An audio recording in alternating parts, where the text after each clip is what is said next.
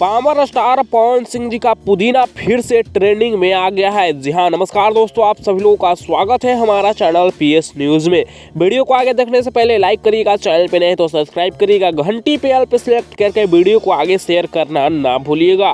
दोस्तों बता दें कि पावर स्टार पवन सिंह जी का गाना जब पुदीना रिलीज हुआ था तो पूरे इतिहास ही रच दिया था।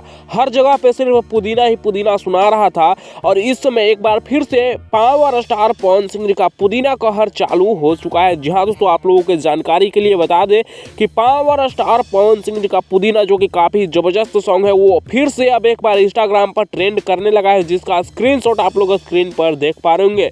जब स्क्रीनशॉट लिए उस टाइम 5,62,000 से ज्यादा रील्स बने हैं। हालांकि जब तक आप लोग जाकर इंस्टाग्राम पर चेक करेंगे तब तक 5,70,000 या 5,80,000 या फिर 6 लाख भी हो जाए, क्योंकि भाई पुदीना हसीना गाना अब इंस्टाग्राम पर फिर से एक बार ट्रेंड करने लगा है। और इसके बारे में आप लोगों का क्या है कहना, आप लोग अपना राय नीचे कमेंट्स में जरूर दीजिएगा। और कितने लोग पुदीना 2 को सुन लिए हैं नीचे कमेंट्स में बताना ना भूलिएगा। तो मैं इस वीडियो को यहीं पर खत्म कर रहा हूँ।